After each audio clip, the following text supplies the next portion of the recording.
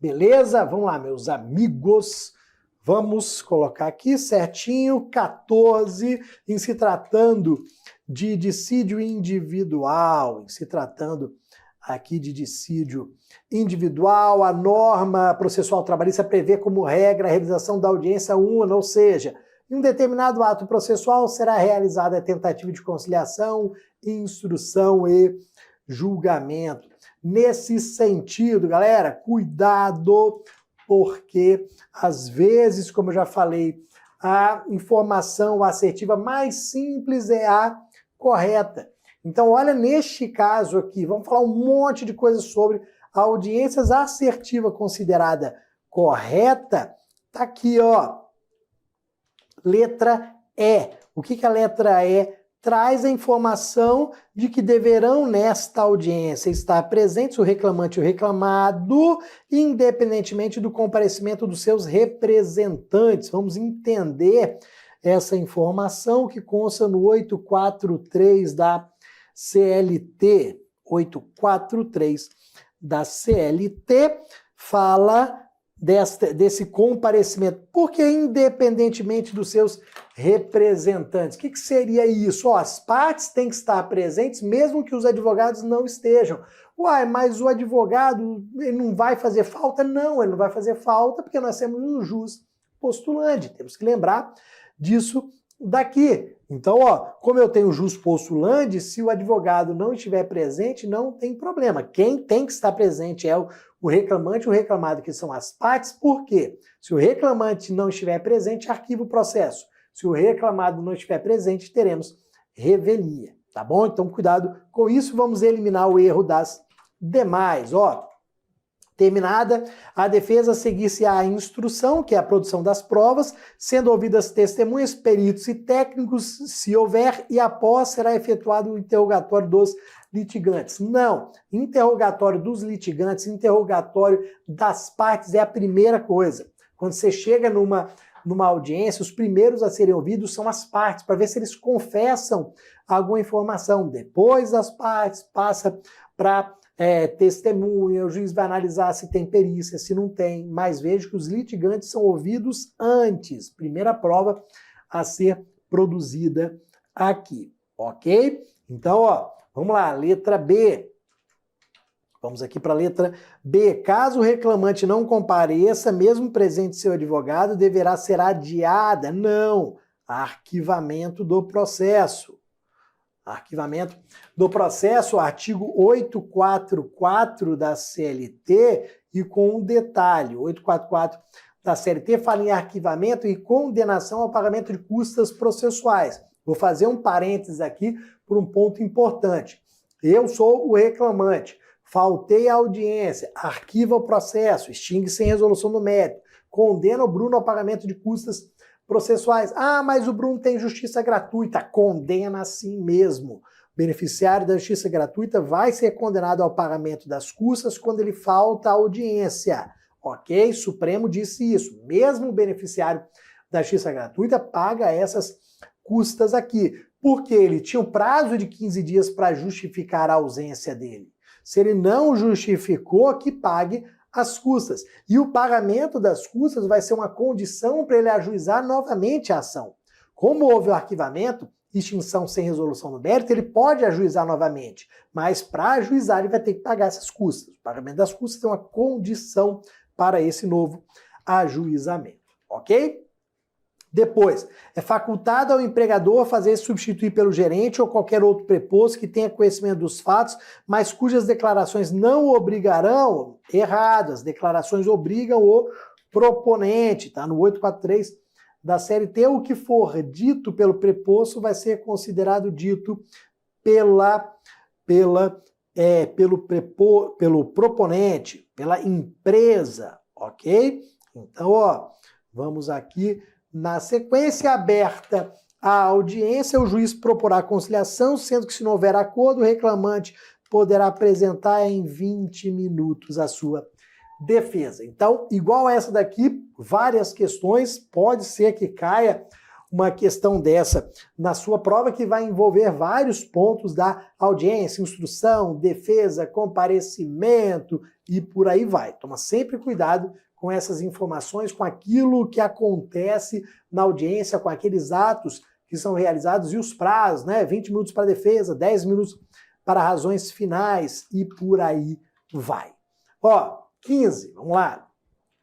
Processo do trabalho apresenta como traços identificadores a oralidade, a concentração e o aspecto conciliatório. Em relação às propostas de conciliação, é correto afirmar. Então já vamos colocar aqui artigo 846 e 850 da CLT, propostas de conciliação. O que nós temos aqui, ó?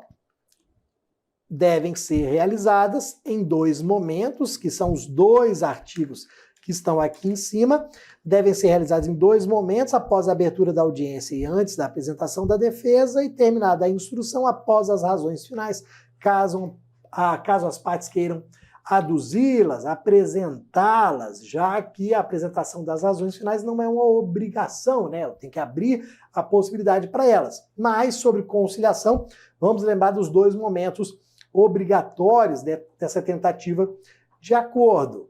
Aberta a audiência, tem acordo, não tem acordo, segue o barco. Lá no final, depois das razões finais, e agora, tem acordo? Não tem acordo, sentença. São momentos obrigatórios. Faltou qualquer um deles, podemos ter nulidade processual, ok? Olha a letra B. Somente serão realizadas após a oitiva das partes e quando do encerramento da instrução. Não. Antes de razões finais, não.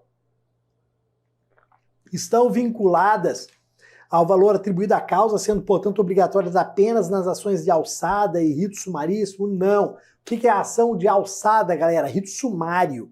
Aquele rito sumário de até 2 salários mínimos. Então, a ação de alçada é a mesma coisa que rito sumário, até 2 salários mínimos.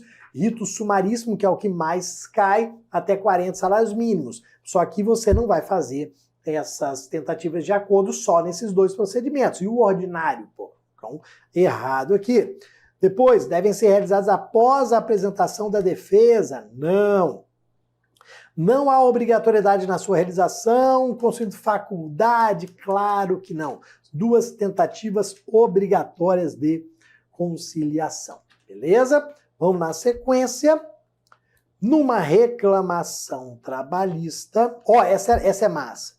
Numa reclamação trabalhista, o crédito do reclamado é superior ao do reclamante. Essa aqui é bacana.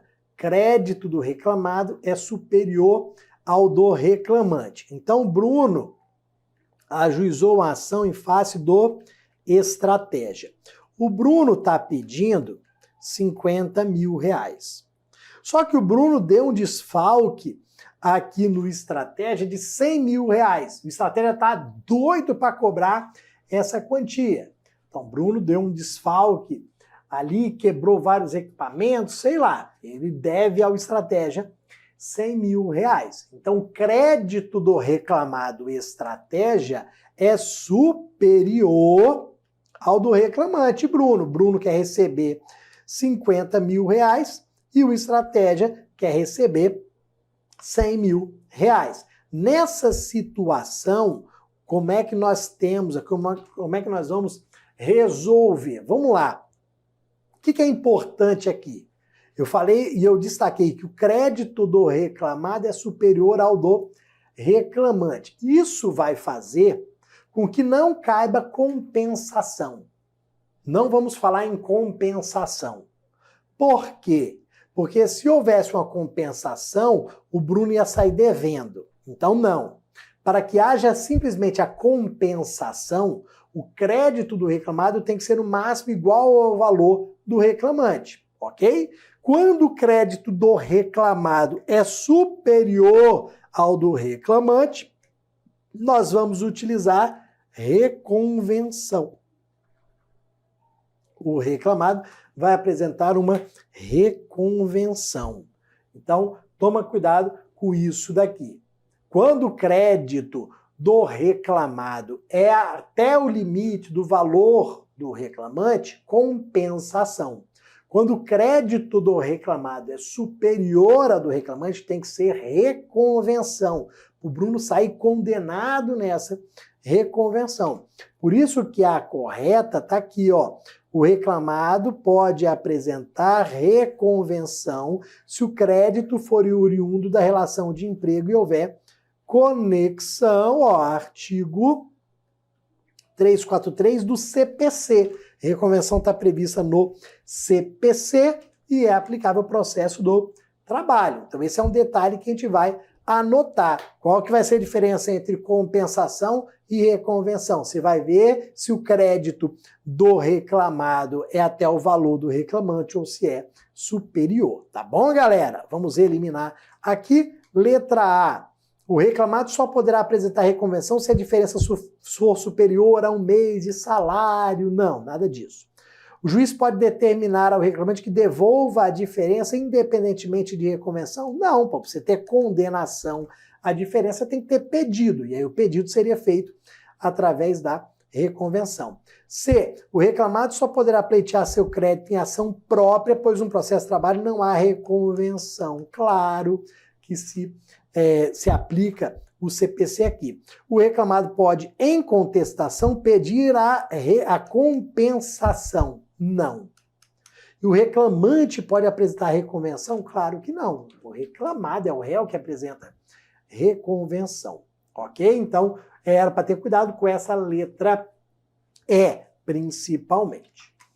Vamos aqui, ó, 17, ônus da prova, não basta alegar, tem que provar. Vamos ver aqui sobre ônus da prova, o que nós temos é de amplo domínio popular. O consagrado ditado, não basta alegar, é preciso provar.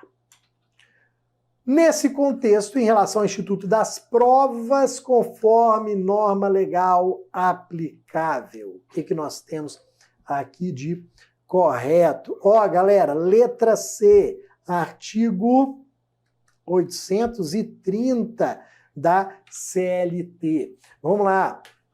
O advogado vem e fala, nós temos que juntar documentos autenticados. Aí você, caraca, meu bolso. Puta que pariu, o que o rapaz autenticar em cartório? Não, calma, meu amigo, calma. Você vai me dar cópia simples ali de 20 centavos, 30 centavos, nem sei quanto que tá uma cópia, uma xerox, traga ali ou me mande em PDF que eu vou imprimir aqui e eu, advogado, vou autenticar. É como se você fosse um cartório, eu vou declarar aquela cópia autêntica. Você não vai precisar gastar esse dinheiro todo com cartório. Aí tá bom demais. O artigo 830 da CLT permite que o documento seja declarado autêntico pelo advogado. Só que aí tem um detalhe. Se não for autêntico, quem declarou? O advogado. Quem se ferrou? O advogado. Responsabilidade pessoal do advogado, porque ele está declarando o documento autêntico. Se a parte falsificou, mandou para o advogado declarou autêntico sem analisar, sem comparar, autenticou, se ferrou. Responsabilidade pessoal do advogado, está lá no artigo 830 da CLT. Então, bota aqui nasceu, documento em cópia oferecido para prova poderá ser declarado autêntico pelo próprio advogado sob sua responsabilidade pessoal. Não é responsabilidade da parte, porque a gente está analisando simplesmente a autenticação. Quem autenticou, se lascou, se ferrou. Ok? Então essa está adequada, correta, de acordo com o artigo 830 da CLT. Vamos lá, A. Caso a testemunha não saiba falar a língua nacional, o seu depoimento será feito por meio de intérprete indicado pela parte, despesas serão arcadas pela União. Não, 819 da CLT, a parte aqui sucumbente. Nas ações trabalhistas que tramitam pelo rito sumaríssimo, cada parte poderá até ouvir quantas testemunhas? 2 testemunhas. D. As testemunhas das partes somente serão ouvidas se for apresentado rol de testemunhas. Não existe rol de testemunhas no processo do trabalho, meus amigos. Eu falo isso direto, sempre nas aulas. Não tem intimação prévia de testemunhas, não tem rol prévio de testemunhas. Você não vai colocar ali no processo que requer a intimação das testemunhas A, B e C. Não tem rol prévio de testemunhas, não tem intimação prévia de testemunhas, ok? Depois, nas ações que tramitam pelo rito sumaríssimo, não cabe produção de prova pericial. Olha o que acontece, galera. Visto que a apreciação deverá ocorrer no prazo máximo de 15 dias do seu ajuizamento, uma coisa não tem nada a ver com a outra. São duas informações importantes, é uma pegadinha que as bancas adoram. Primeiro ponto, a apreciação da reclamação trabalhista do rito sumaríssimo tem que ser no máximo em 15 dias. É uma regra que existe. Então eu ajuizo uma reclamação trabalhista do rito sumaríssimo hoje, a audiência tem que ser no máximo em 15 dias. Mas isso não tem nada a ver com a questão da produção da prova pericial. Se tiver que fazer prova pericial, vamos fazer. Aí não vai ser analisado em 15 dias? Não vai ser julgado em 15 dias? Não vai ser, porque precisa de prova pericial. A maior pegadinha que existe em relação a esse ponto é você falar que não cabe prova pericial por causa da celeridade, por causa de economia. Não. O que o artigo 852H da CLT fala é que a prova pericial vai ser realizada apenas se indispensável, apenas se necessária. Ótimo, ok? Toma muito cuidado com essa pegadinha, porque as bancas adoram. Vamos lá. Procedimento sumaríssimo. Bora anotar aqui. 852A e seguintes da CLT, mais um bloco de dispositivos que você tem que ler, que você tem que saber para a sua prova. 852A da CLT, mais esse bloco de dispositivos com relação ao procedimento sumaríssimo, algumas pegadinhas aqui. Vamos lá, 18B. Olha aqui a assertiva correta. O juiz dirigirá o processo com liberdade para determinar as provas a serem produzidas, considerando o ônus probatório de cada litigante, podendo limitar ou excluir as que consideradas excessivas, impertinentes, protelatórias, bem como para apreciá-las e dar especial valor às regras de experiência comum ou técnica. O artigo 852D da CLT, poderes instrutórios do magistrado.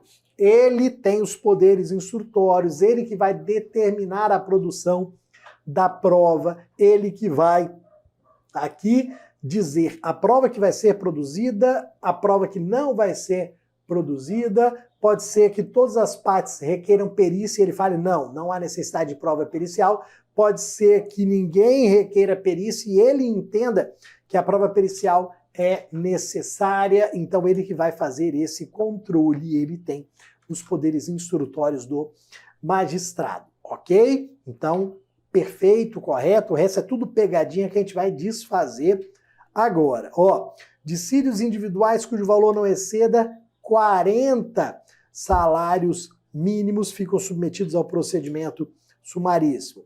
Estão incluídas no procedimento sumaríssimo as demandas em que a parte da administração estão excluídas. A administração pública direta, autárquica e fundacional. Então, toma cuidado. Às vezes a gente fica muito focado no valor, 40 salários mínimos. Não fique só no valor, não. Por quê? Eu vou falar para vocês que eu ajuizei uma ação R$20 mil em face da empresa de limpeza e em face da União, que é o tomador dos serviços. R$20 mil em face da empresa de limpeza e em face da União, tomadora dos serviços. Vai para o rito sumaríssimo R$20 mil? Não. Neste caso não vai. Mas é até 40 salários mínimos, por que não vai? Por causa da União. Porque a União não participa do rito sumaríssimo. União, estados, municípios, Distrito Federal, autarquias, fundações de direito público estão excluídas. Então, se ela aparece no processo, vai para o ordinário, independentemente do valor. Se você ficar olhando só o valor, 20 mil reais, 20 mil reais, você vai falar o seguinte, é sumaríssimo. E não é. Não é por causa da administração pública direta, autárquica e fundacional, tá? Toma cuidado com isso daqui. Depois, vamos lá, ó. Sobre os documentos apresentados por uma das partes, manifestar-se a parte contrária imediatamente. De imediato. Na hora. Olha aí, fala, meu amigo, oralmente.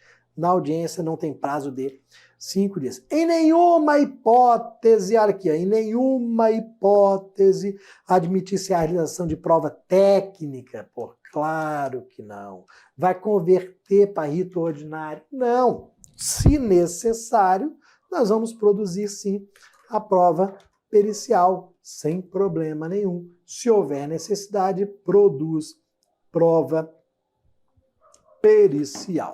Ok? Matamos mais uma. Vamos para 19, são 30 questões. Vamos aqui matar várias, vamos encontrar certamente várias dessas questões ou questões parecidas na nossa prova do TRT de Goiás, se Deus quiser, de forma a ajudar vocês. Então, ó, 19, vamos lá. Quanto ao procedimento ordinário e sumaríssimo, o que eu tenho aqui na 19? Ó, sumaríssimo, cada parte poderá ouvir até 2 testemunhas. Meus amigos, ó, ou são 2, ou são 3, ou são 6 testemunhas. Não existe nenhum outro número. Aí eles colocam 4, eles colocam 5. Não. Ou 2, ou 3, ou 6. Não existe nenhum outro número, ok? Sumaríssimo, 2. Vamos anotar aqui, ó. Sumaríssimo, cada parte 2. Ordinário, cada parte 3. Inquérito para apuração de falta grave, 6. E o que acontece aqui, galera? Ó, vamos trazer todas as pegadinhas. Uma questão relativamente fácil, a gente vai utilizar para trazer todas as pegadinhas que são utilizadas em relação à prova testemunhal, para você não errar, para você acertar, gabaritar processo do trabalho. Ó, o que eu destaquei ali, e vou destacar com uma cor diferente agora. Ficou pouco destacado, então olha aqui. Vamos botar uma cor diferente aqui desse marca-texto. Ó, cada parte. O que as bancas colocam? Que nós teremos 2 testemunhas, 3, 6 testemunhas para cada pedido. Não, para cada parte. Para cada fundamento. Não, para cada parte. Se eu ajuizei uma ação, fiz um pedido ou 10 pedidos, eu tenho o mesmo número de testemunhas. 2 no sumaríssimo, 3 no ordinário, 6 no inquérito.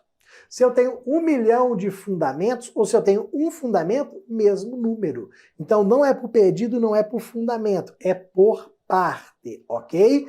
E aí lembrando, vou falar que não há rol prévio de testemunhas, não há intimação prévia de testemunhas. Não vai ter essa história de colocar rol tantos dias antes, nada disso. Não tem intimação prévia de testemunhas. Então, olha a letra B.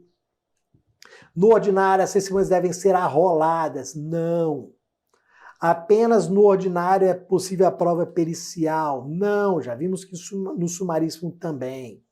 No ordinário, 5. Não. No sumaríssimo devem ser arroladas. Não. As bancas sempre vão trazer esse tipo de informação. As pegadinhas são clássicas nisso daqui. E aí você não vai cair nesse tipo de situação. Tá bom? Vamos lá. 20. Seguindo firme aqui na nossa Hora da Verdade para o TRT de Goiás. Mariana ajuizou reclamação trabalhista em face da autarquia federal X requerendo rescisão indireta do seu contrato, R$12 mil. Então, olha lá. Autarquia, R$12 mil. Para a audiência designada, O reclamante pretende levar como testemunhas 4 ex-colegas de trabalho com as quais não possui amizade íntima. Com as quais não possui amizade íntima. Ó, o que eu tenho aqui, meus amigos? O que nós temos aqui neste caso? Ó, eu tenho autarquia federal, eu tenho R$12.000 e eu tenho 4 testemunhas. Ó, falou 4 testemunhas, a gente já sabe que está errado, que já tem um erro ali, ok? O que acontece em relação a este ponto aqui? Quantas testemunhas a gente vai poder ouvir? A gente sabe que depende do rito. Esse rito aqui é rito sumaríssimo ou é rito ordinário? R$12.000. R$12.000 menos que 40 salários mínimos, sumaríssimo, mais opa, autarquia federal.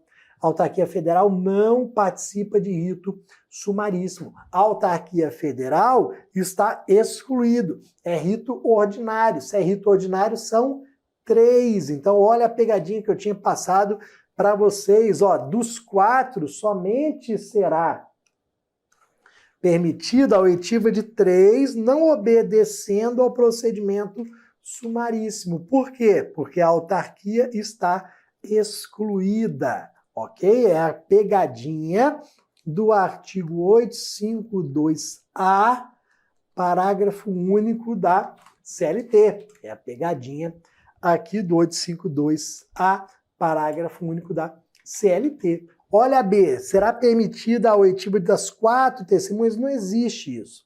Será permitida a oitiva das 4? Não, ou é 2, ou é 3, ou é 6.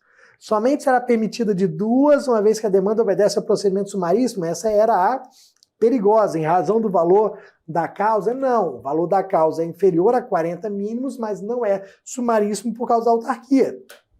A administração pública direta, autárquica e fundacional, excluído do rito sumaríssimo. Depois, não será permitida a oitiva de nenhuma das 4 colegas, tendo em vista que a CLT veda expressamente o testemunho de ex-colega de trabalho? Claro que não. Ó, inclusive, a gente tem a súmula 357 do TST, que é bem comum, que fala que não existe suspeição quando você já ajuizou a ação trabalhista, que é normal entre ex-colegas de trabalho. Aproveitar para trazer essa outra informação aqui. A minha testemunha tem uma ação ajuizada em face da empresa. Isso não vai gerar suspeição, não. Dá para ouvir tranquilamente, tá bom? Vamos aqui para mais uma, 21, recursos. A gente entra na parte aqui de recursos no processo do trabalho. Então, segundo ou de acordo sobre os recursos, sobre os recursos do processo de trabalho conforme previsão legal, é correto afirmar. O que é correto afirmar aqui? Olha aqui, meus amigos, informação que chove em prova, 897, parágrafo 1º da CLT, chove em prova em relação a um requisito de admissibilidade do agravo de petição. Depois a gente vai ver o erro das demais. Você vai anotar aí, vai passar o marca-texto na sua CLT, nesse parágrafo 1º, porque ele chove em prova, é o requisito de admissibilidade do agravo de petição. Ele só será recebido quando delimitar justificadamente as matérias e valores impugnados, permitida a execução imediata da parte remanescente até o final nos próprios autos ou carta de sentença. Agravo de petição, anota aí, agravo de petição, delimitação de matéria e valores, senão ele não vai ser admitido. Esse é um dos pontos que mais cai em relação ao agravo de petição, talvez uma das informações mais comuns em relação a esse recurso aqui. Se a banca trouxer agravo de petição, provavelmente vai lembrar desta informação. Olha o erro dos demais aqui. Agravo de instrumento é recurso cabível para decisão interlocutória? Não! Mais uma vez, tentando confundir processo civil com processo do trabalho. Lá no processo civil é decisão interlocutória, aqui não. Agravo de instrumento é quando eu tenho a inadmissão de um outro recurso. Então, conta a decisão de inadmissão de outro recurso. Depois, tenho ali, ó, no TST, cabem embargos no prazo de 8 dias e decisões de turmas que divergirem entre si ou de decisões proferidas pela SDI, ainda que a decisão esteja em consonância com súmula do próprio TST. Não. 894 da CLT fala que se houver divergência, mas a decisão estiver de acordo com súmula do próprio TST, não vai caber embargos aqui de divergência, ok? Então, esse que era o erro. Pô, se está de acordo com a súmula ou OJ, é porque por presunção ela está certa, então não vai poder ser rediscutida. Depois, cabe recurso ordinário para a instância superior das decisões definitivas ou terminativas dos tribunais em 15 dias. Não, óbvio que não. 8 dias o nosso prazo. Recurso de revista interposto em 10 dias? Putz, claro que não. Dotado de efeito suspensivo? Não. Ok? Então, matamos aqui a questão 21. Estamos prontos para a 22. Ó, a 22 ela começa falando ali decisão em execução de sentença. Putz, decisão na execução, eu lembro do agravo de petição. Então, a decisão na execução, agravo de petição. Mais uma aí, decisão na execução, agravo de petição. Isso já vai te ajudar muito nas questões. Vamos ver aqui o que a 22 traz para a gente. Determinado Tribunal Regional do Trabalho proferiu decisão em execução de sentença, nesse caso, a parte sucumbente. Então, ó, o principal, decisão em execução. A parte sucumbente pode fazer o quê, meus amigos? Ó, olha aqui que interessante. Ó, decisão na execução. Decisão na execução, agravo de petição. E da decisão do agravo de petição, recurso de revista. Só que aí, ó, 896, parágrafo 2º da CLT. Vamos lembrar disso daqui. Decisão na execução, agravo de petição. Da decisão do agravo de petição, recurso de revista para o TST. Só que aí eu lembro do 896, parágrafo 2º da CLT, que diz o seguinte: recurso de revista na execução só se houver violação da Constituição Federal. A única matéria que eu posso alegar no recurso de revista no processo de execução é violação da Constituição Federal. Só que é esse parágrafo 2º. Por isso, ó, neste caso, poderá interpor recurso de revista na ofensa direta e literal da Constituição Federal. Somente parágrafo 2º do 896. Ok? Ó, não poderá interpor recurso de revista em nenhuma hipótese, não. Poderá interpor recurso de revista se ela tiver dado dispositivo interpretação diversa? Não, divergência jurisprudencial só no processo de conhecimento. Poderá interpor recurso de revista se ela tiver dado dispositivo interpretação? Não, divergência só no processo de conhecimento. Ó, a CDE, falando de divergência jurisprudencial. Divergência jurisprudencial permite a interposição do recurso de revista, só que lá no processo de conhecimento. Aqui no processo de execução, não. Aqui, parágrafo 2º, só se houver violação da Constituição Federal. Então, a gente matava aqui bem fácil, bem tranquilo. Ok, galera? Então, muito cuidado. Aqui vamos para mais uma, bora lá. 22, sistema recursal novamente.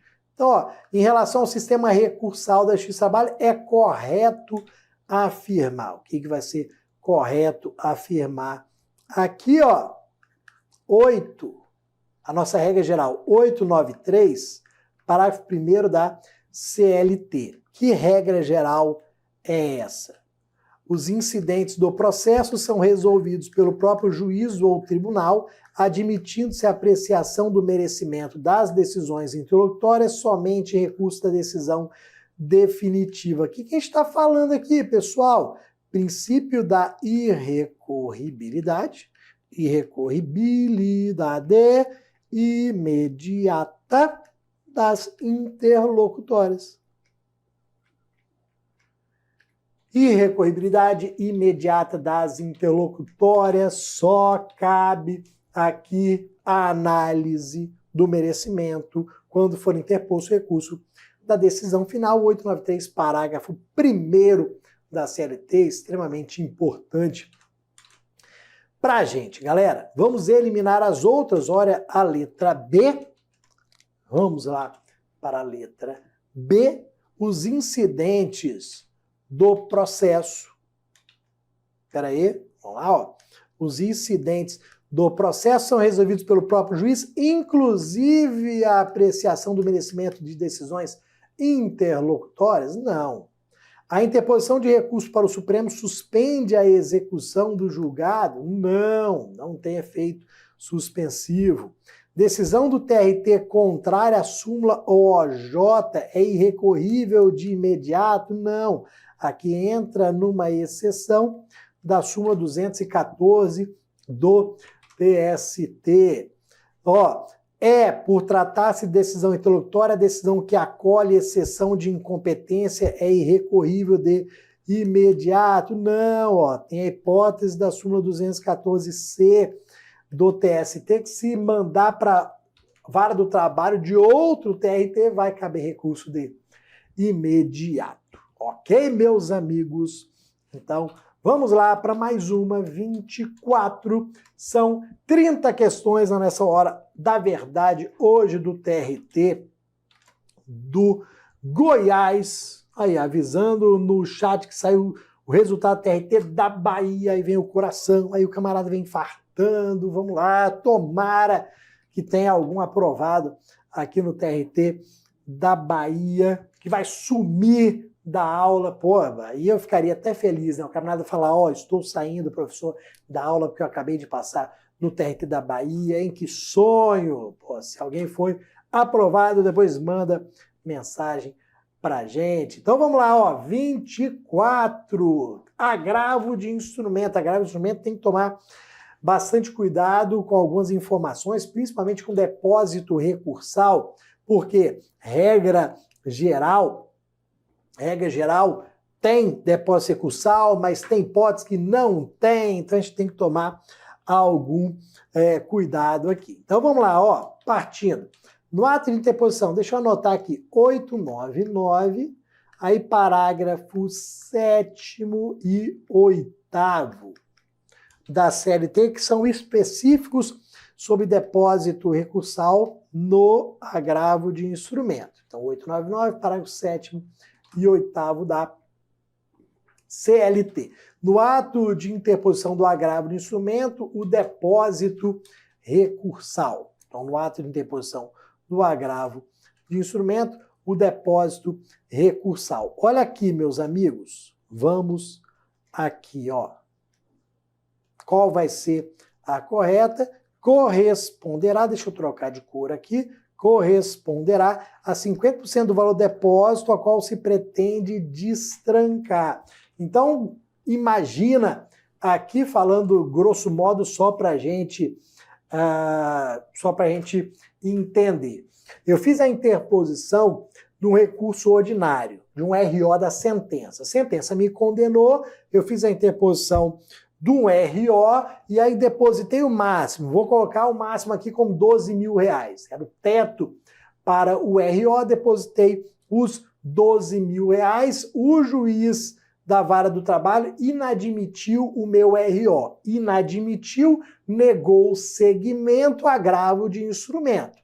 Então o juiz do ACO negou o segmento, vou interpor agravo de instrumento. No agravo de instrumento, eu vou depositar metade do que eu depositei no RO. Então, R$6.000. Essa é a regra geral. Ok? Então, vou depositar 50% do valor que eu depositei no recurso que foi inadmitido, o recurso que eu pretendo destrancar. Ok? Se eu pretendo destrancar o RO é porque ele foi inadmitido. Perfeito? Vamos lá, ó.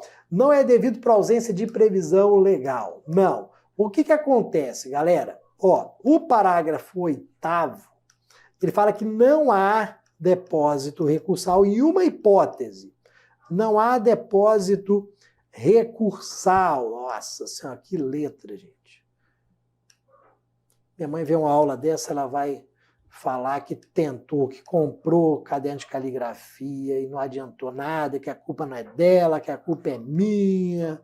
Ó, não há depósito recursal em uma hipótese do agravo de instrumento. Quando que eu não terei aqui depósito no agravo de instrumento? Vamos lá. Quando o recurso que eu quero destrancar é o recurso de revista. E nesse recurso de revista eu estou alegando violação de súmula OJ do TST.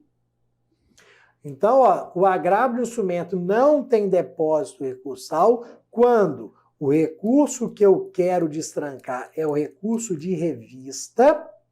E nesse recurso de revista eu estou alegando violação de súmula OJ do TST.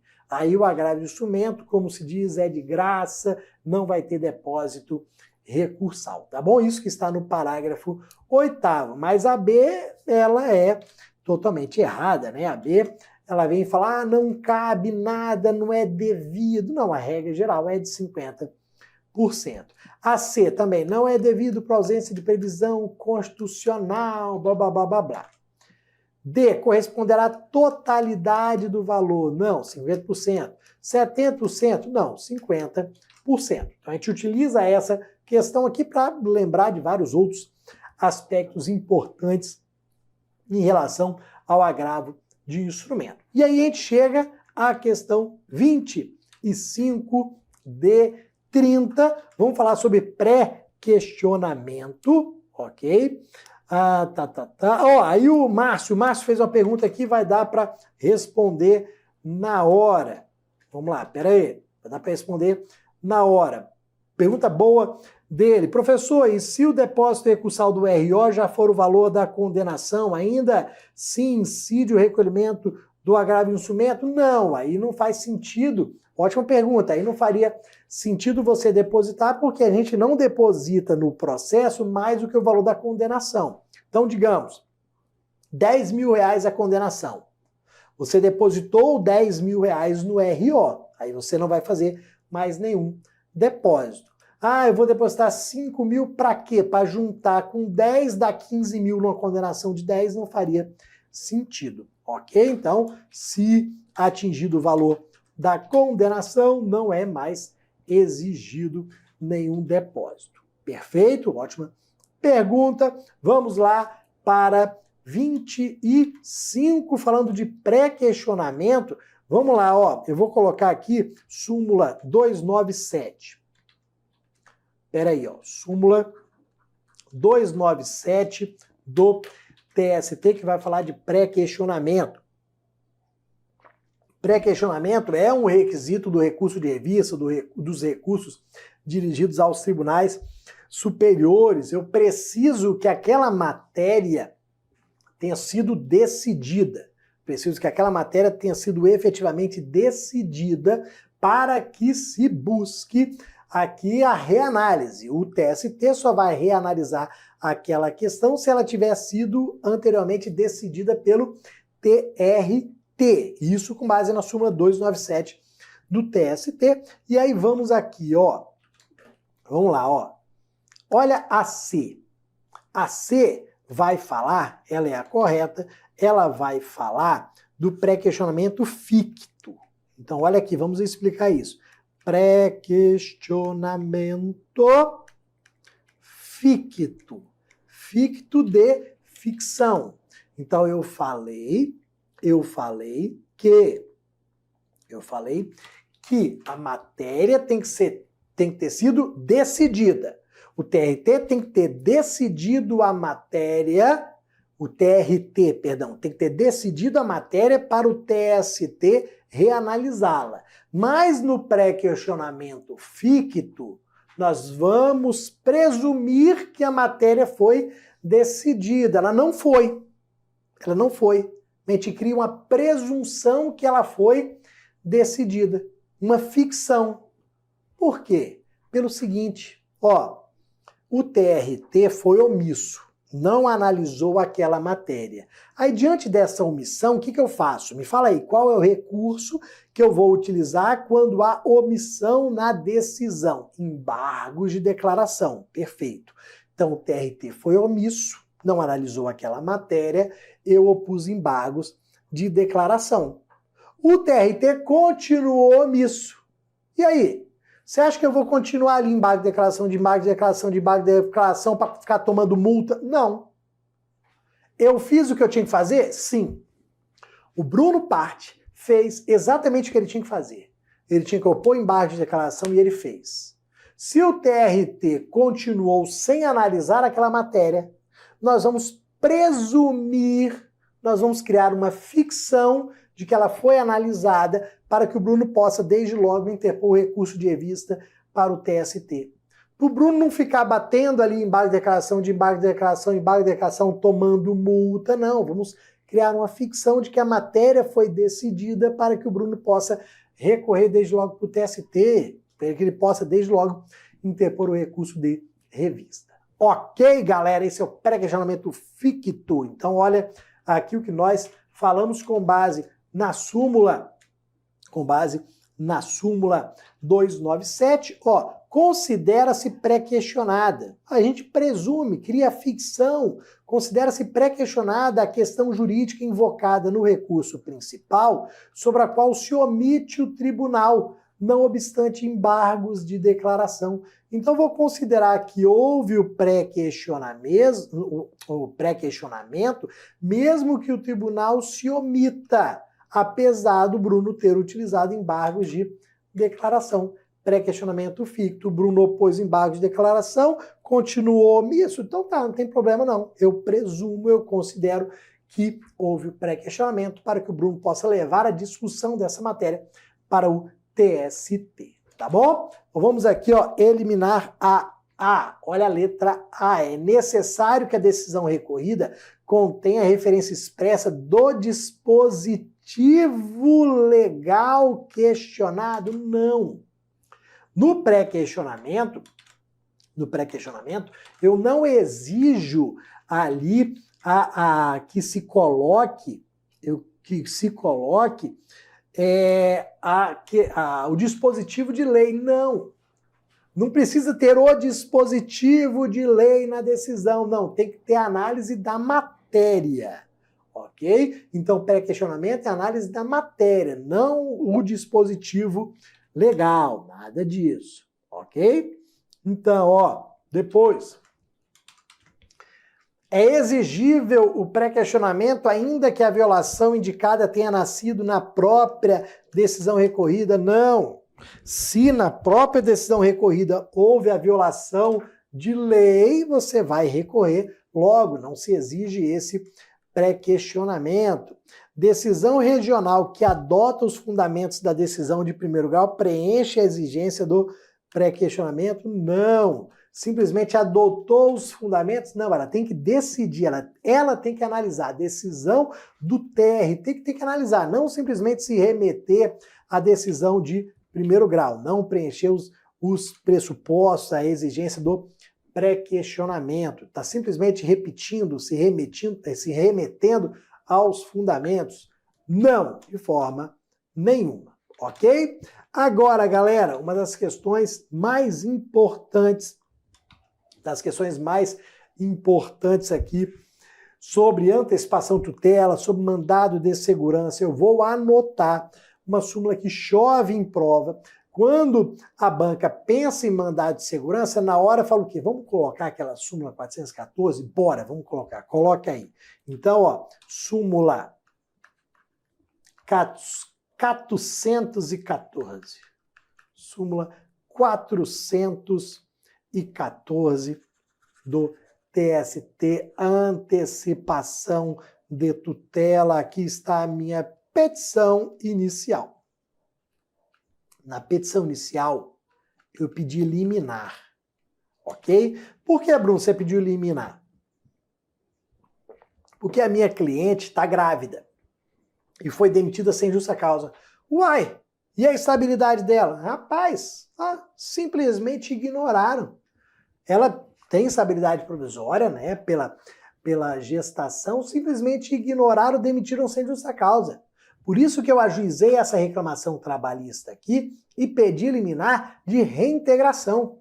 Eu quero que ela seja o mais rápido possível, liminarmente, né, numa tutela de urgência, que ela seja reintegrada e que ela volte a trabalhar, volte a receber o salário dela, porque ela precisa para se sustentar, para manutenção dela. Inclusive, pela empresa tem plano de saúde, que ela estava fazendo ali o pré-natal dela, tudo bonitinho. Então eu quero liminar de reintegração, antecipação de tutela ou tutela de urgência, como nós falamos. O que acontece? Na maioria das vezes, pensando no normal, pensando numa situação de urgência, o que vai acontecer? O mais rápido possível, tão logo eu ajuize a ação trabalhista, o juiz vai analisar. Tutela de urgência, não vai proferir uma sentença, não, é uma decisão interlocutória. Então, de maneira rápida, numa análise mais superficial, ele vai proferir uma decisão interlocutória. O que eu quero? Que essa liminar, que essa decisão interlocutória, obviamente, seja de reintegração, para que já haja a reintegração imediata. Puta que pariu, o juiz indeferiu. O juiz indeferiu a liminar. Por algum motivo disse que não iria reintegrar de imediato. Oh, caraca. Duas opções. O que eu posso falar? Ó, cliente, vamos esperar daqui a pouco ser proferida a sentença. A decisão interlocutória, não cabe recurso, a regra é irrecorribilidade imediata, não cabe recurso, vamos esperar ali a ser proferida a sentença. Se a sentença for contrária aos nossos interesses, a gente não espera isso, mas se a sentença for contrária aos nossos interesses, a gente vai interpor o recurso ordinário.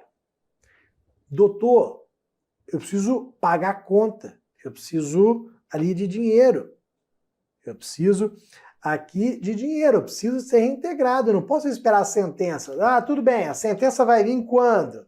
Ah, não tem prazo, piorou, tem que fazer alguma coisa hoje, agora, o mais rápido possível. Aí o advogado, putz, não cabe recurso, não tem nenhum recurso. Deixa eu analisar. Súmula 414, opa, súmula 414 diz que a gente pode impetrar o mandado de segurança. Lá no TRT, o mandado de segurança vai ser um sucedâneo recursal, como se fosse um recurso. Não cabe recurso de imediato, né, porque é uma decisão interlocutória, mas a gente pode impetrar o mandado de segurança de imediato perante o TRT. A gente vai pedir ao TRT que modifique essa decisão, que determine a reintegração imediata, liminar. Pô, bacana, show, beleza. Então, primeira situação, se essa antecipação tutela, se essa liminar for concedida antes da sentença, como é o caso aqui, mandado de segurança, tá bom? Só que olha uma outra opção que nós temos. Uma outra opção que nós temos. Pedir essa liminar. O juiz enrolou para analisar, enrolou. Proferiu sentença e dentro da sentença analisou a liminar. Então, ele entendeu que era um processo mais rápido, não precisava produzir grande prova. Aí falou o seguinte, eu já vou proferir sentença logo. Aí lá na sentença eu analiso a liminar. Não vou proferir decisão interlocutória não, já vou proferir sentença logo. E aí a sentença veio contrária aos interesses da gestante da minha cliente. O que eu vou fazer agora? Bruno, se é uma sentença, você vai interpor um RO. Então, o que você tem que analisar no caso concreto? quando é hipótese de mandado de segurança, quando é hipótese de RO. Mandado de segurança, quando a tutela de urgência liminar for analisada antes da sentença, RO, quando for dentro da sentença. É isso que você vai ter em todas as questões. E aí depois eu ainda vou falar, por fim, de uma situação que o Eduardo Gomes perguntou aí, que é o último inciso dessa súmula 414, já responde aí para o Eduardo e todos os demais. Então, o que acontece? Foi proferida antes da sentença, mandado de segurança. Foi na sentença, RO. Olha aqui a assertiva correta, meus amigos, concedida antes da sentença. Concedida antes da sentença comporta impugnação mediante mandado de segurança. Concedida na sentença, RO. Isso que vocês vão olhar, ok? Olha aqui, letra A. Concedida antes da sentença, agravo de instrumento? Não, aqui não é processo civil. Não é processo civil. Não vamos aqui confundir, ok? Depois, B. Concedido antes da sentença, RO? Não, pô. É na sentença que é RO. Concedida na sentença, mandado de segurança? Não. Embolar aqui. Não pode ser concedida, aquela viagem, né? Liminar não pode ser concedida, porra, claro que tem letra E, ok? Agora vamos lá, galera, respondendo aí o Eduardo. Espera aí. Então, foi concedida antes, aqui ó, foi concedida antes da sentença, foi analisada antes da sentença, negado, e aí impetrei mandado de segurança. O mandado de segurança começa a tramitar no TRT e a ação trabalhista continua tramitando na vara do trabalho. Elas vão tramitar ao mesmo tempo, tá? Então no TRT começa o trâmite do mandado de segurança e na vara do trabalho continua o trâmite da ação trabalhista. Os dois vão ali ao mesmo tempo, um não suspende o outro, nada disso. Aí daqui a pouco o que acontece? Na vara do trabalho andou mais rápido. Antes do mandado de segurança ser julgado pelo TRT, foi proferida sentença. Antes do mandado de segurança ser decidido pelo TRT, foi proferida sentença. A sentença aqui proferida vai fazer com que se perca o objeto do mandado de segurança. O mandado de segurança vai ser extinto sem resolução do mérito. Perde o objeto, como a súmula fala, como o Eduardo colocou aí. Então, ó, perde o objeto. O mandado de segurança perde o objeto para as duas partes. Ele vai ser extinto sem resolução do mérito. Por quê? Porque ele impugnava uma liminar que hoje não existe mais. A liminar foi substituída pela sentença. Essa que é a ideia. Qual era o objeto do mandado de segurança? A liminar. Uai, mas a liminar não existe mais, ela foi substituída pela sentença. Se o mandado de segurança impugnava uma decisão que não existe mais, perdeu o objeto, não há mais necessidade dele, ele vai ser extinto sem resolução do mérito, ok? Essa aqui é a ideia da súmula 414 para a gente fechar. Beleza? E aí vamos para a 27.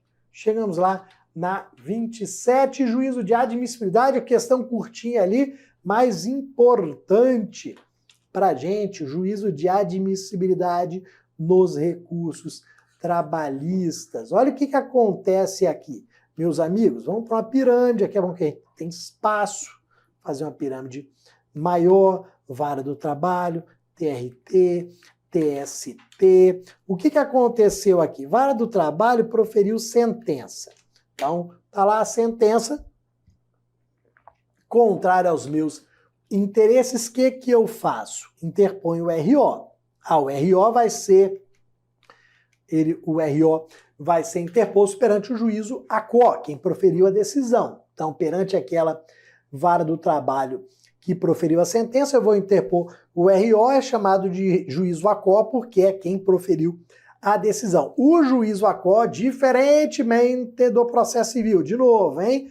Diferentemente do processo civil, não embolando os dois, Aqui o juiz VACO vai realizar primeiro o juízo de admissibilidade.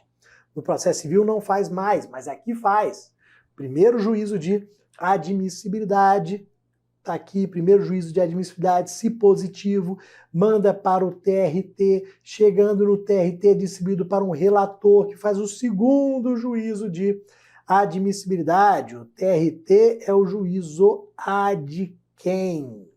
Então a gente tem juízo de admissibilidade no ACO e no ad quem. Primeiro juízo de admissibilidade pela vara do trabalho, segundo pelo relator, depois um terceiro pelo colegiado, ali um terceiro pelo colegiado, pela turma. Aqui, ou seja, eu tenho múltiplos juízos de admissibilidade. O definitivo, galera, vai ser aquele do juízo ad quem, que é quem vai julgar o mérito, faz o juízo de admissibilidade, o último juízo de admissibilidade definitivo e julga o mérito, se for o caso. Então, olha aqui, a assertiva correta está aqui, é composto por um juízo prévio e um juízo definitivo. O juízo prévio no ACO, prévio que pode ser modificado pelo ad quem, e o definitivo pelo ad quem. Ninguém vai modificar o juízo de admissibilidade feito pelo ad quem, pelo TRT, ok? O A é irretratável no juízo ACO? Não. O juízo de admissibilidade do ACO pode sofrer retratação, o juiz pode voltar atrás, ele é provisório, ele pode voltar atrás. Existe exclusivamente no ad quem? Não, isso só lá no processo civil, aqui não. Somente ocorre na fase cognitiva do feito? Não. Fase cognitiva é processo de conhecimento? Não. Acontece em recurso de qualquer fase. Fase de conhecimento, fase de execução, tanto faz, ok? E aí, por fim, existe exclusivamente no ACO? Não. ACO e ad quem. Prévio no ACO, definitivo no ad quem. Tá bom, galera? Cuidado com esses pontos importantes aqui. E aí chegamos na 28, liquidação e execução. Então 28, 29 e 33 questões sobre liquidação, execução de sentença para a gente fechar essa hora da verdade para o TRT do Goiás. Então vamos lá, ó. Deixa eu colocar na tela 28. Em relação a liquidação e execução, a CLT estabelece, liquidação 879 da CLT, artigo que você tem que ler para a sua prova. 879 da CLT, quando a banca traz alguma informação sobre liquidação, tá ali. Então, na liquidação, olha a letra A, já o artigo 879, parágrafo 1º. 879, parágrafo 1º da CLT traz essa letra A, considerada correta. Na liquidação, deixa eu trocar de cor aqui. Na liquidação, não se poderá modificar ou inovar a sentença liquidanda, nem discutir matéria pertinente à ação principal. É uma limitação, uma informação importante aqui. Na liquidação, não é para ficar rediscutindo, não. Mas não teve prova, não eram 2 horas extras, não ficou provado. Não, meu amigo. Essas dúvidas ficaram para trás a partir do momento que a gente finalizou o processo de conhecimento. Na liquidação é para fazer cálculo, é para chegar ao valor, e não para ficar rediscutindo ali a sentença liquidanda, ficar inovando, trazendo algo novo, modificando, nada disso, ok? Depois, somente decisões passadas em julgado e acordos, quando não cumpridos, poderão ser executados na justiça do trabalho? Não.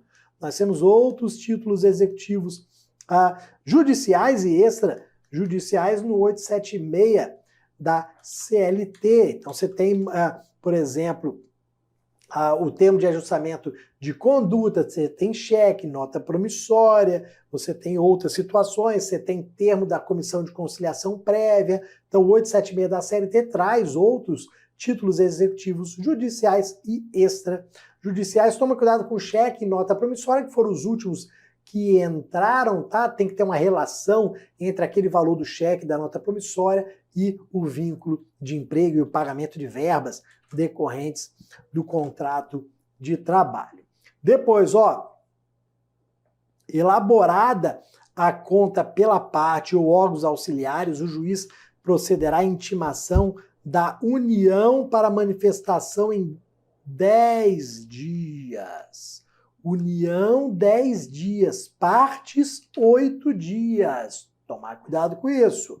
Manifestação das partes, 8 dias. Manifestação da União, 10 dias. Ok? Cuidado com isso. Depois, artigo 880 da CLT. Olha o erro aqui. Requerida a execução, o juiz ou presidente mandará expedir mandado de citação a fim de que cumpra a decisão, o acordo ou quando se tratar de pagamento em dinheiro, exceto de contribuições sociais, não. Para que o faça em 48 horas. Mas não é exceto de contribuições devidas à União, é incluindo ali a contribuição previdenciária devida à União, 880, e o prazo é de 48 horas, ok? E aí, por fim, não pagando o executado, nem garantindo a execução, seguir-se-á penhora de bens, tantos quantos bastem ao pagamento, sem os acréscimos de custas e juros de mora, claro que está errado. Então, não pagando, a gente vai incluir custas, juros de mora, todos os valores devidos em decorrência daquela condenação, também artigo 880 da CLT. Perfeito? 29? Vamos lá, quase terminando, vamos buscar uma incorreta, agora é 29 de 30 questões, vamos lá, quase finalizando a nossa aula. Vamos lá, No que concerne a fase de execução, no processo trabalho é incorreto afirmar. Então, tomar cuidado, porque geralmente a gente busca o correto, né? E de vez em quando vem o incorreto da vida ali, a gente tem que ficar esperto. Então vamos lá. O que está errado? Sendo ilíquida a sentença exequenda, será determinada a sua liquidação, que deverá ser feita por cálculos ou por artigos, não cabendo arbitramento, devendo ser intimado o procurador do INSS para apresentar tudo errado. Primeiro, 879 da CLT fala que cabe liquidação por arbitramento. Você tem liquidação por cálculos, artigos e arbitramento. Arbitramento é quando há necessidade de realização de perícia. E não vai ser intimado o procurador de INSS para falar o valor devido de contribuição previdenciária. Não. Quem informa o valor da contribuição previdenciária devida à União, quem traz o valor devido a título de INSS? A parte. A parte que fizer o cálculo diz quanto é devido a ela e quanto é devido à União. Então, nos cálculos de liquidação, eu tenho que incluir os valores devidos a título de contribuição previdenciária. Ok? Errado, o resto tudo certo. Vamos ver quais são os dispositivos. Garantida a execução ou penhorados os bens, terá a empresa executado 5 dias para apresentar embargos, cabendo igual prazo, perfeito. Artigo 884 da CLT. Tem que tomar cuidado, galera. Esses embargos aqui na execução não são recurso. Embargos à execução é uma defesa, não é um recurso. Se você lê embargos e acha que é recurso, você vai pensar em 8 dias e não em 5. Mas embargos à execução, prazo de 5 dias, artigo 884 da CLT. Ok? Toma muito cuidado com isso daqui para a gente não errar. Depois, nas prestações sucessivas por tempo determinado, a execução pelo não pagamento de uma compreenderá as que lhe sucederem. Prazo determinado. Tomar cuidado, 890, 891, 892 da CLT. Se é prazo determinado vai incluir as que lhe sucederem. Se fosse prazo indeterminado, ia compreender aquelas que estão em aberto e iriam incluindo as demais, ok? Você vai ver se é prazo determinado ou indeterminado. Artigos coloquei 890, 91, 92, de vez em quando, bem de vez em quando, isso cai em concurso. Depois, o termo de ajuste de conduta, o TAC, perante o MP, o termo de conciliação perante a Comissão de Conciliação Prévia, são títulos executivos extrajudiciais, ok, estão ali no 876 da CLT. E serão executados ex officio contribuições sociais, perfeito. A gente pode colocar o 114.8 da Constituição Federal, que vai falar das contribuições sociais aqui, devidas em decorrência de acordo, de sentença, né? A gente vai aqui executar de ofício, ex officio ou de ofício, ou seja, sem necessidade algum de pedido. Ok? A gente vai agora para a nossa última, 30ª e última questão. Vamos aqui para mais uma, trazendo um tema que sempre caiu muito em concurso, que é a questão da arrematação. Vou arrematar um bem em leilão. Fiquei sabendo de um leilão, vi o edital. Rapaz, esse veículo aqui me interessa. Tenho interesse nele. Vou lá no leilão. Fui no leilão, pô, eu sei que o maior lance vence. Fiz um lance, ninguém deu mais, pô, arrematei aquele bem. Como é que eu vou pagar esse bem que foi arrematado? Eu vou anotar o artigo 888, parágrafo 2º, parágrafo 4º da CLT.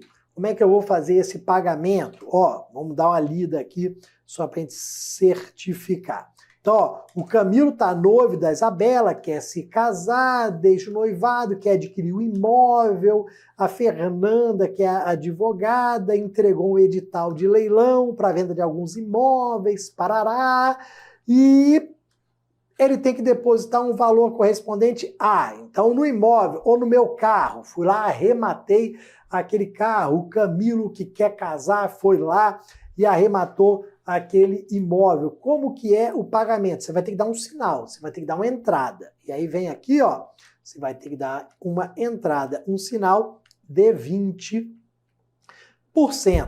O restante em 24 horas, sob pena de perda do sinal. Ó, paga 20% de entrada. O restante em 24 horas. Nossa senhora, é muito rápido. Se eu não pagar o restante em 24 horas, vou perder os 20% da entrada. Perco o sinal para o processo de execução. Às vezes a questão traz só percentual, às vezes tem que fazer um cálculo, que 20% para você é simples pra caramba, divide por 5. Arrematou por 200 mil reais. Qual que é o valor do sinal? 40 mil. 20%, divide por 5, fechou ali, isso é moleza para você.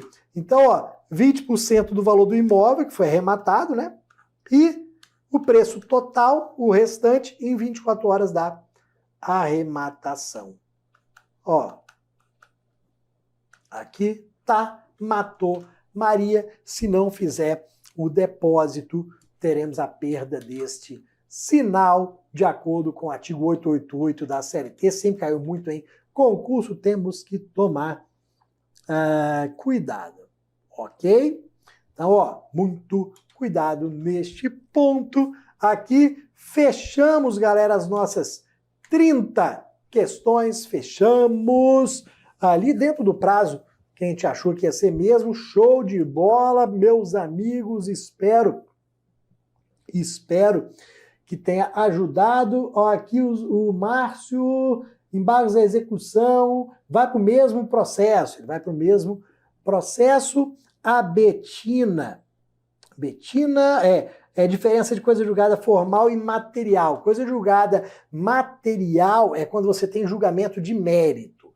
Então você vai pegar aquela situação de mérito, houve dano moral R$20.000.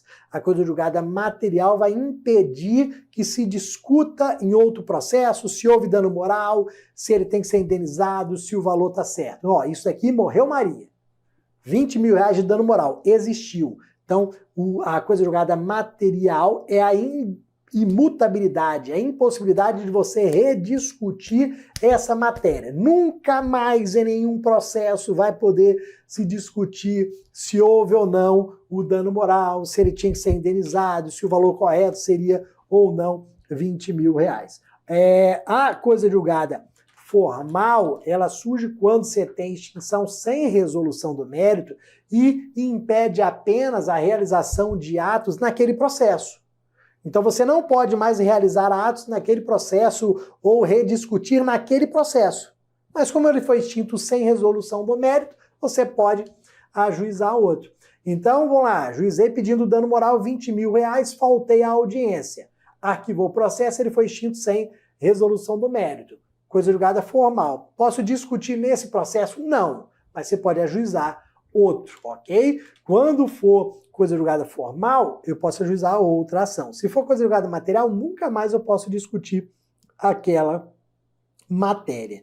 Beleza, galera? Ó, quem não tiver me seguindo ainda, vá lá no Instagram, você no TRT, tem vídeo todo santo dia de direito e processo do trabalho, dá aquela força lá, compartilha para a galera conhecer ainda mais. Um abraço para vocês, espero que eu tenha ajudado aqui, visto vários pontos e, se Deus quiser, a gente vai encontrar na prova do TRT de Goiás essas informações. Tá bom, galera? Um forte abraço, boa semana, boa quarta-feira para vocês, estamos aí e, se Deus quiser, vai dar certo. Valeu, tchau, tchau.